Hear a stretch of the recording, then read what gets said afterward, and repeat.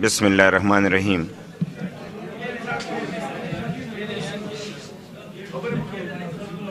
د دې محفل صدر افراسیاب خټک صاحب، زمون مشر اجي عدیل صاحب، لطیف افریدی صاحب، هارون خان او ډېر عزتمندو حاضرینو، یو خو داسې نه ده چې مونږ د غم په موقع راغونډ شوي یو، ځکه چې کومه مرتبه بشیر خان ته خدای ورکړې ده دا د ډېرو کمو خلکو په نصیب کې وي، او د داسې موقع په مناسبت سره نه د غم اظهار پکار دی بلکې د همت او د جرأت اظهار پکار دی چې کوم لارې دپاره بشیر خان قرباني ورکړې ده، چېرته دهشتګرد دا ونه وایي چې زموږ حوصلې ماتې شوي دي، که نن زموږ په سترګو کې اوښکې دي نو دا د کام درد دی، دا مطلب چې یره نه ده، دا طرحه نه ده، بلکې د بشیر خان غوندې نیغ په نیغه دهشتګردو سره به مونږ هم مقابله کوو، یا به هغه وي او یا به مونږ یو، ترمنځ چې کوم دی بل څوک به نه وي. او ګرانو ملګرو، بشیر خان چې دا مونږ نن د باچا خان په مرکز کې راغونډ شوي یو، د دې قافلې د شهیدانو لیست ډیر لوی دی او په وخت باندې مونږ د خپل قوم او د خاورې د آبادۍ او د ازادۍ دپاره خپل شهیدان ورکړي دي. د هر شهید د وینې تاسو خپل اندازه ولګوئ چې زمونږ تاریخ چې کوم دی هغه د شهیدانو په وینو باندې لړلی شوی تاریخ دی. په دې خاوره داسې خلک نشته چې هغه د وطن دپاره سر قربان کړي. دا پہچان دا د باچا خان د قافلې پہچان دی، او په هر وخت کې هر دور چې کم خپل شهیدان پیدا کړي تاسو یو وخت وګورئ، د هر وخت شهیدانو د خپل عظمت په بنیاد چې کم مرام دپاره وینه ورکړې ده، نو زمونږ د شهیدانو وینه ضایع نه ده تلې، مونږ خپل مرام او مقصد ته خدای رسول یو. انشاءالله تعالی د بشیر خان دغه وینه دا به رنګ روړي، خدای به مونږ کامیابوي، دا دهشتګر به شکست خوري او دا پښتون قوم به چې کوم دی نو بریالی وي.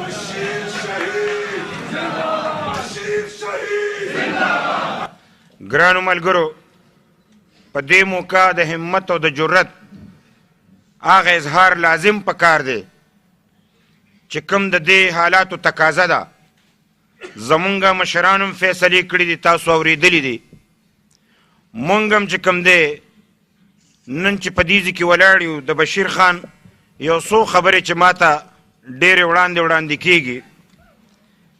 یو دا خبره چې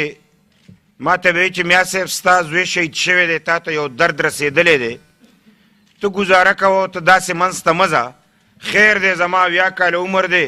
که ماله شهادت راشي خیر دی، خو چې ته شهید نشي او ستا خاندان ته بل چې کوم دی داسې تکلیف ونه رسي. وی به چې زما بچي دی خدای په امن لري، خدای دې هغوی ته درد نه رسوي، او ما خپل عمر تیر کړی دی، خدای دې راله د عزت او د غیرت شهادت راکړي، او زه چې کوم دی میدان ته وځم. مهرباني وکړه میا صاحب ته ګزاره کوه، خو زه د خدای نه دا تم او توقع لرم او د هغه ټبرم چې کوم دی د دې خبرې ګویي کوي چې هغه وی که زه په شا ګولۍ وخورم نو زما مخ مه وینئ. دا چېرته چې سړی ژوندی وي او دا خبره کوي او ډېر په کمیټمنټ سره به یې کوله، یو خو سیاسي خبره کولی، یو خو میدان ګرمولی. هغه بنده چې هغه رښتیا هغه میدان ته ځي چې په کوم ځای کې ګولۍ په سړي لګي، هغه ځای ته ځي چې د خودکش امکان وي، او هغه بنده چې هغه باندې 3 ځل د خودکش دماکې شوي وي، هغه د سترګو وړاندې وینې لیدلي، غوښې لیدلي وي، د هغې نه باوجود هغه په دې همت باندې ځي. خدای پاک د هغه ارمان پوره کړو چې هغه وی خدای ماله چې مرګ راولي زه دې په سینه ولګم او چې په شا لګېدلی یم زما مخ مه ګورئ. نو زه ویم چې د هارون مور ته هم سلام پیش کول غواړي چې کله یې د هغه جنازه راوړه تپوس یې وکړو چې په سینه لګېدلی او که په شا. وایي که په شا لګېدلي ماله یې قسم را کړی چې زما مخ مه ګوره، ای ورته یې په سینه لګېدلی دی.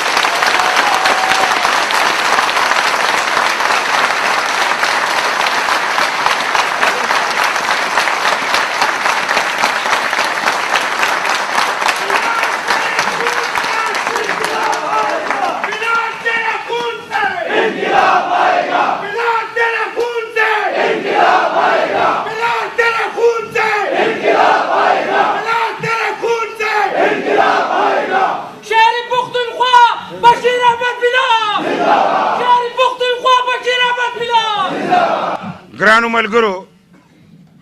کوم خلک چې غیرتیان خدای ډېر غیرتي باچا دی او غیرتیان خوښوي مرګ خواسم یو ځل دی لہذا موږ د بشیر خان په دې مرګ باندې ناز کوو فخر کوو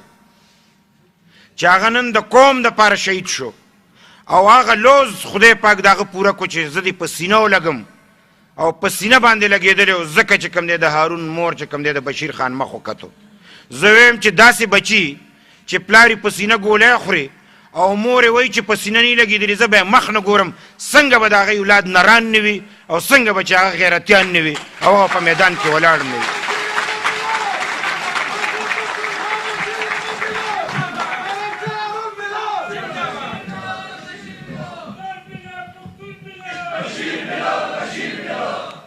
زما د باچا خان د قافلې ډېر غیرتمند وزیرینو د دې موقع د مناسبت سره چې د بشیر خان وینه به زموږ نه تقاضا کوي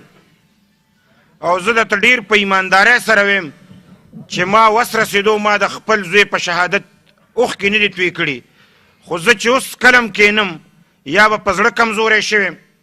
یا به د بشیر خان هغه مشري او زما هغه ملګرتیا به چې زما سترګو کې اوښکې اوچېږي نه بلکې هغه خامخا چې کوم دی نو هغه بهیږي یعنې د زوی په شهادت مې اوښکې نه وې توی کړې خو د بشیر صاحب په شهادت مې اوښکې توی کړي دا مې ورسره واده ده چې په اوښکو دنه نه خلاصېږم وینې به تویومه خو ستا په میدان کې به په نره باندې ولاړې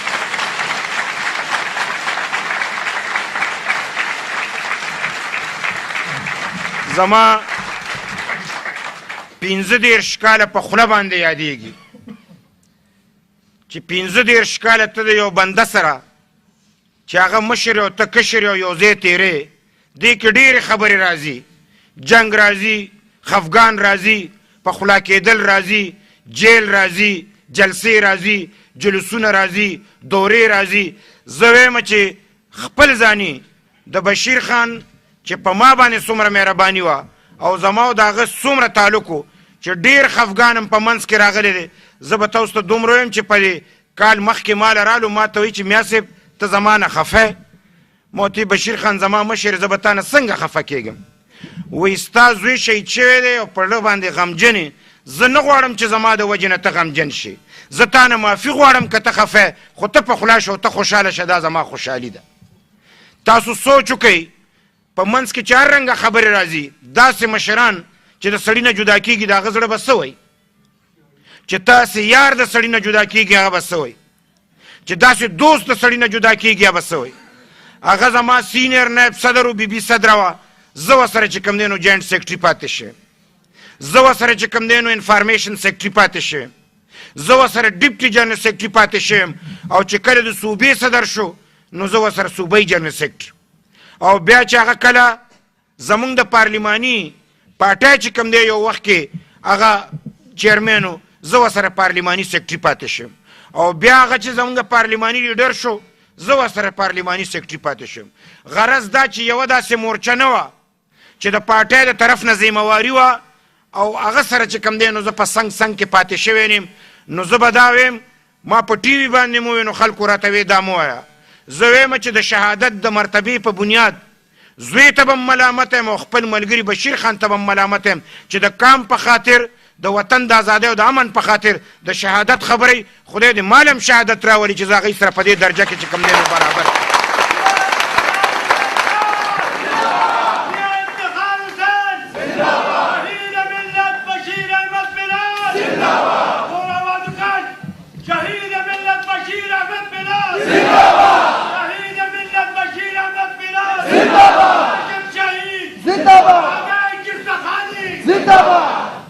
ګرانو ملګرو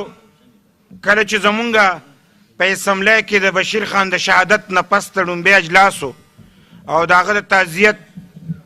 زمونږ ممبرانو خصوصا زمونږ فیمیل ممبرز هغوی د دې تابع کړې وه چې د بشیر خان په سیټ باندې چې کوم دی د هغه مخې ته توره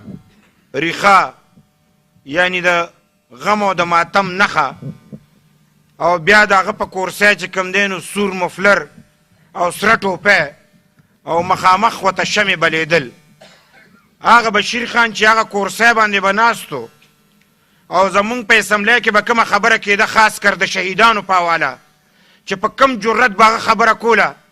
په هغه ورځ هغه خاموش کورسی ته مونږ کتی نه شو هغه کورسی چې هغه به د بشیر خان باندې خشته ښکارېده په دغه ورځ په هغې تشه خالي ټوپی پرته وه په هغې باندې چې کوم دی نو تور ریښه پرته وه خو شمې ورته بلېدې او دا شمې د دې غمازي کوله چې که بشیر خان د وطن دپاره ځان قربان کړی دی دا شمه به مړه کېږي نه دا د امن شمه ده دا د غیرت شمه ده دا د پښتو شمه ده دا د ازادۍ شمه ده دا د وطن شمه ده دا زموږ د بچو شمه ده دا د خویندو میندو شمه ده دا زموږ د پلرونو د نیکونو شمه ده دا دهشتګردۍ خلاف شمه ده دا به زموږ په وینو باندې بلیږي موږ به دهشتګردیانو ته چې کوم دی لار نه پرېږدو او موږ به چې کوم دی د هغوی نه بدل اخلو ما به کله کله د دې موقع مناسبت سره ما به یو شعر وي زه نن ویم او بیا د بشیر خان ریمارکس پې تاسو ته ښیم ما به هر وخت وی او نن هم ویم د دې وخت د مناسبت سره وایي که خازې شنې مې په قبر وي ولاړې که خازې شنې مې په قبر وي ولاړې که غلام مړ یم راځئ توکۍ پې لاړې چې په خپلو وینو نیم لمبېدلې په ما مه پلیتوئ د جومات غاړې چې سورې زه د ظالم په ګولو نشم مور په کم مخما پسې به جاړې یا به دا بېننګه ملک باغ یې دن کړم یا به کړم د پښتنو کوڅې ویجاړې نو ما ته به کله کله وی چې کله به مرې چې زمونږ ستا په دې قبر خو توکاڼې وتوکو دا به مونږه روزانه دا به زمونږ یو خپلو کې د تقریر نه پس چې کم کلام کېدو کله کله به ورته ما وی چې بشیر خان تاسو نشنلیان خدای ته خوشحالیږئ چې زه شهید شم او زما په قبر تقریر وکئ چې یو بل شهید شو سړي ته څه پته لګي چې نمبر د چا دی چا ته پته لګي چې وینه به د چا تویږي ای زما د باچا خان د قافلې سپیانو زمونږ د ټولو د سرونو چې کوم دی نو دا خطر موجود دی تاسو مونږ چې په پنډال کې ناست یو دا د هغې قافلې سپیان یو چې مونږ د ټولو سرونه په تلو کې دي که د چا نوم شته او که د چا نشته که څوک لوی دی او که څوک ورکوټی دی مونږ د یو داسې حالاتو سره مخامخ یو چې نن دشمنان او خاینان او بین الاقوامي ایجنټان هغوی زمونږ د وینو سکرو ته ناست دي هغوی زمونږ د سرونو د تن نه جدا کولو ته ناست دي مونږ هم چې کوم دی د لیونیانو غوندې په میدان کې ولاړ یو او ورته وایو چې زمونږ سرونه به چې کوم دی نو د تن نه جدا شي خو دهشتګرو ته ټیټو نه او د حسین سنت به ادا کوو په سر یزیدیت نه منو سر به کلمه خو د یزید سره به مقابله کوو او نیغ په نیغه به چې کوم دی د هغې خاتمې خبره کوو ګرانو ملګرو زه یو دوه خبرې هغه کول غواړم چې د دې وخت د مناسبت سره او هغه دا چې مونږ د خپل پاکستان او ټولې دنیا ته یو خبره کوو دا یوازې بشیر خان نه دی چې د دې دنیا نه لاړ او نن شهید شو څوک د په دې نه خوشحالېږي چې عوامي نشل پارټي ټارګېټ ته دی به بچ شي هر سړی په دې انتظار دی نشنلیان به څنګه الیکشن کوي چې زه په میدان کې ودرېږم سر کلمولی شم الیکشن څه ته وایي زمونږ سرونه به ختم شي په میدان به ولاړ یو انشاءالله چې الیکشن هم کېږي د باچا خان سپیان به یې ګټي د دوی نه بغیر څوک نشي ګټلی